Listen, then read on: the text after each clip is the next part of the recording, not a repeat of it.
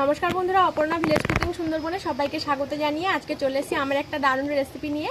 আর রেসিপিটা হলো আমের পোড়া পিঠে।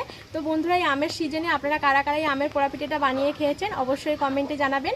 আর যারা যারা এখনও পর্যন্ত এই আমের পোড়া পিঠেটা বানিয়ে খাননি, তো আপনারা একবার বানিয়ে খেয়ে দেখতে পারেন, খেতে খুবই ভালো হয়।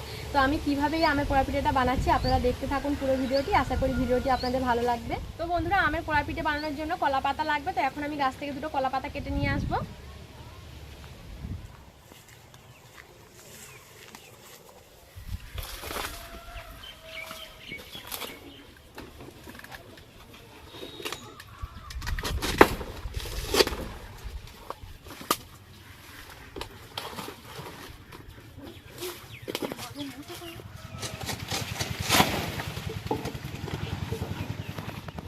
তো দুটো কলা পাতা কেটে নিয়েছি, এবার রান্নাঘরে চলে যাব। তো বন্ধুরা, পিঠে বানানোর জন্য সব কিছু গুছিয়ে উনুন ধারে বসে পড়েছি। আর এখানে নিয়েছি পাকা আম। তো প্রথমেই আমগুলোর ভালো করে খোসা ছাড়িয়ে নেব। তো আমগুলো খোসা ছাড়ানোর আগে আমগুলো ভালো করে ধুয়ে নেব, তারপর খোসা ছাড়াবো।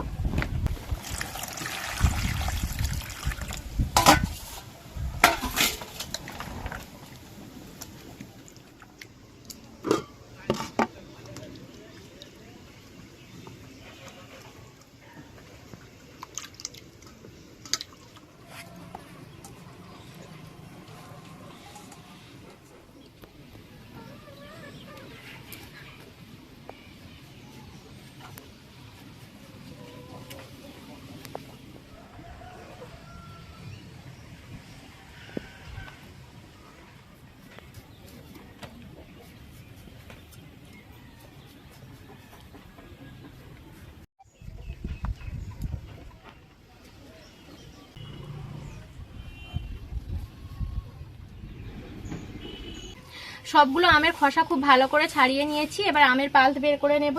তো আমের পাল্প বের করার জন্য এখানে একটা গ্রেটার নিয়েছি এরকম। তো এই গ্রেটার দিয়ে আমি পাল্প বের করে নেব। আপনারা চাইলে আমগুলো ছোট ছোট টুকরো করে কেটে নিয়ে ব্লেন্ডারে দিয়ে ব্লেন্ড করে নিতে পারেন, তাহলে কাজটা খুবই তাড়াতাড়ি হয়ে যাবে।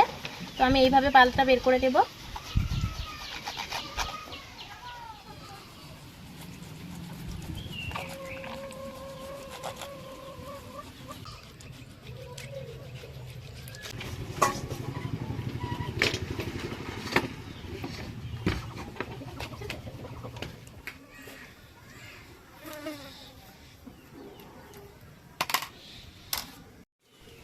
তো বন্ধুরা, আমের পাল্প বের করে নিয়েছে। দেখুন অনেকটাই আমের পাল্প বেরিয়েছে।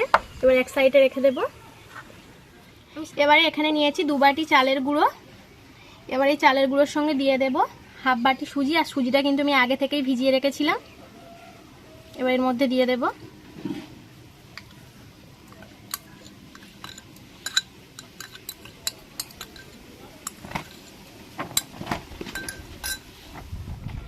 এবারে দিয়ে দেব নারকেল কোড়া, ভাজা বাদাম, দিয়ে দেব স্বাদ মতো চিনি। চিনিটা আপনারা আপনাদের পরিমাণ মতো বুঝে দেবেন, যে যেমন মিষ্টি খেতে পছন্দ করেন। দিয়ে দেব স্বাদ মতো লবণ।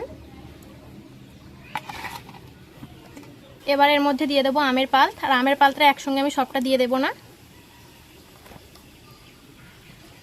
এইবার ভালো করে হাত দিয়ে এইভাবে মেখে নেব।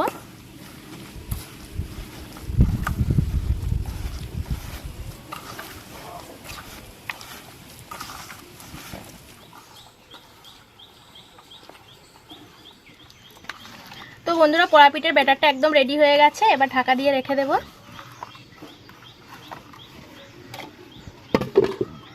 এবারে উনুন ধরিয়ে নেব।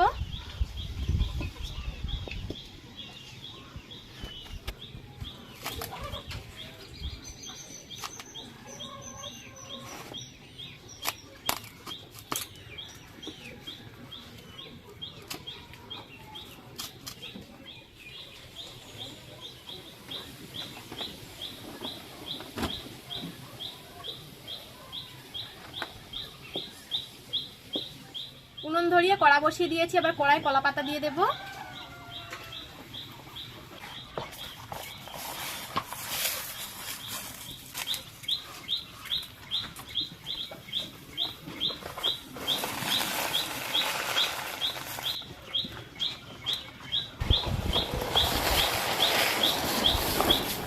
এবার কলা পাতার ওপর অল্প একটু সাদা তেল দিয়ে পাতার গায়ে ভালো করে তেলটা লাগিয়ে নিতে হবে।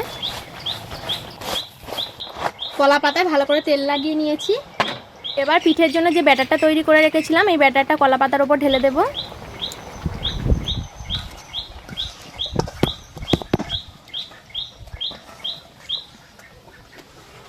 এবার হাত দিয়ে এইভাবে একটু সমান করে দেব। পিঠের ব্যাটারটা ভালো করে সমান করে দিয়েছি। এবার ওপর থেকে আবারও কলা পাতা চাপা দিয়ে দেব।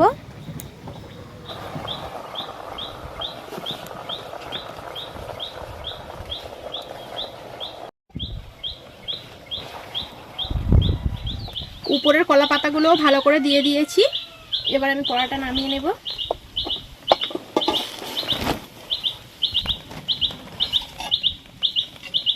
এবার উনুন থেকে ঘুঁটের আগুন তুলে কলা পাতার ওপর দিয়ে দেব।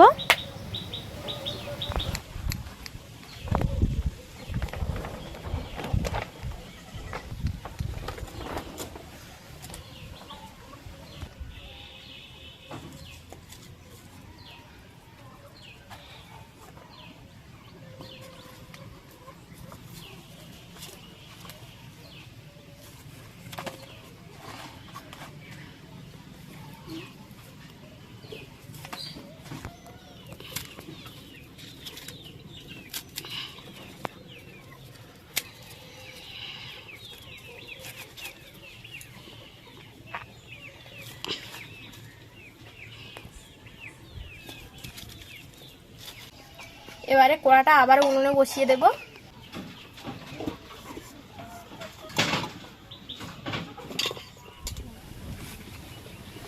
তো বন্ধুরা উপরেও তুষ ঘুঁটে দিয়ে ভালো করে আগুন করে নিয়েছি।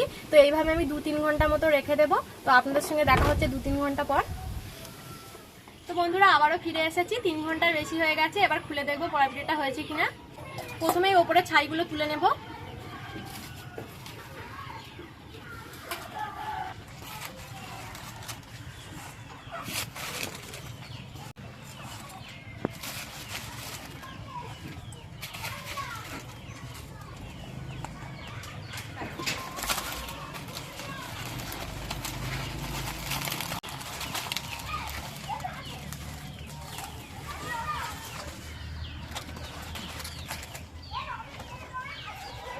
তো বন্ধুরা দেখুন কত সুন্দর পোড়া পিঠাটা হয়েছে।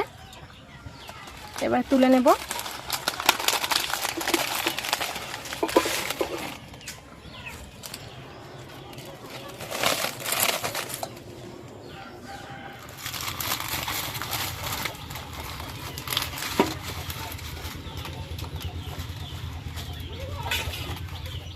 তো বন্ধুরা দেখুন পোড়া পিঠাটা কত সুন্দর হয়েছে আর দু পিঠা খুব সুন্দরভাবে পুড়েছে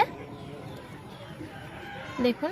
তো বন্ধুরা এবার এই পিঠেটাকে একটা ছুরি দিয়ে কেটে নেব পিস করে।